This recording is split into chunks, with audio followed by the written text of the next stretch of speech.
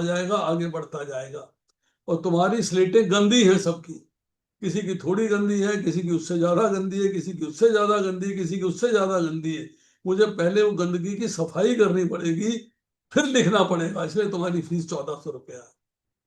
हमारे मन के अंदर टीवी में सुनी बातें, परिवार में सुनी बातें, अड़ोस पड़ोस में सुनी बातें, यहाँ की सुनी बातें, वहां की सुनी बातें, बहुत सारी बातें मन में छाई हुई हैं, बुद्धि में दबी हुई है, वो फंसी हुई है। वो हमें जब भगवत गीता पढ़नी है तो उनको साफ करना है। हम उन्हें साफ नहीं कर पा रहे, हम उनको ताले में बंद नहीं कर पा रहे।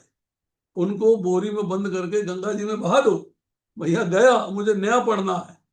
वो नया नहीं पढ़ा जाता, अभी वो पुरानी बातें चलती चली आ रही। नया पढ़ा जा रहा है शास्त्र के अनुसार। हम अपने मन से कोई बात नहीं कह रहे, जो बात कह रहे हैं श्लोक बता रहे हैं, पर प्रूफ दे रहे हैं, शास्त्र के अनुसार कह रहे हैं, वो बात आप स्वीकार नहीं कर रहे हो।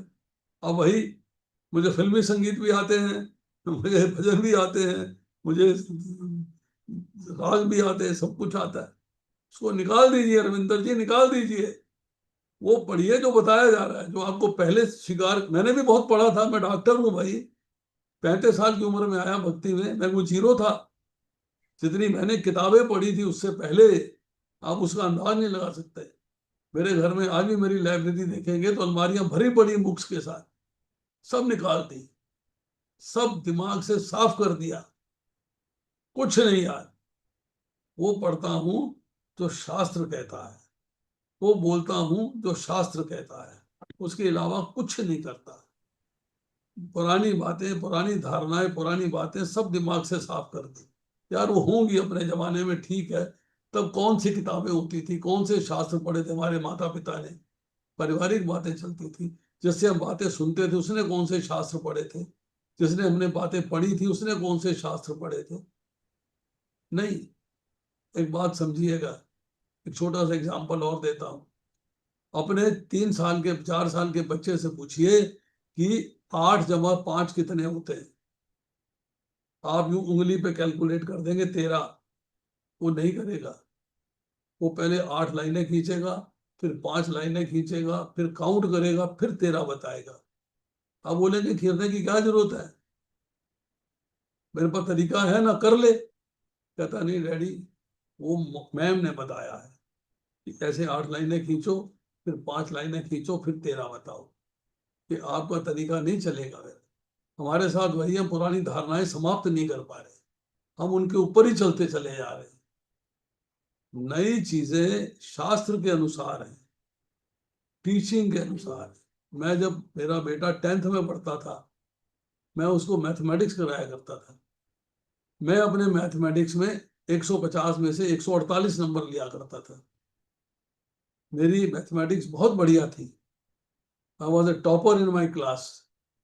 मैंने बेटे को उसके हिसाब से करवा दिया, नंबर नहीं आए, नंबर नहीं आए।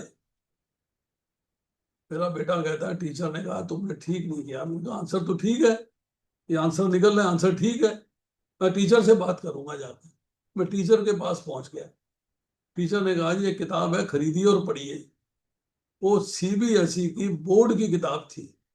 मैंने वो पढ़ा। उन्होंने कहा कि इस मैथमेटिक्स के क्वेश्चन को सॉल्व करने के स्टेप्स हैं।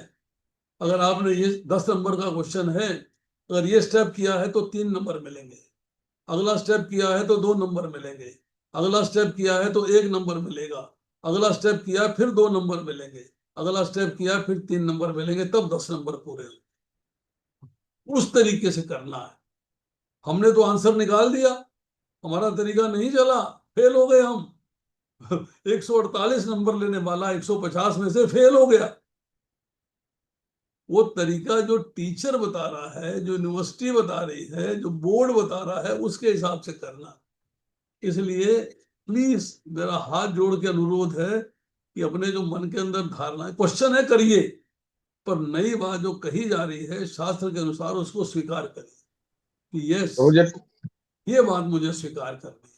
जो मैंने आज तक पढ़ा था वो मैंने सुनी सुनाई बातें थी, शास्त्र का प्रूफ नहीं था उसके अंदर। एक क्वेश्चन है ना प्रभु जी, बट जैसे हरे कृष्ण,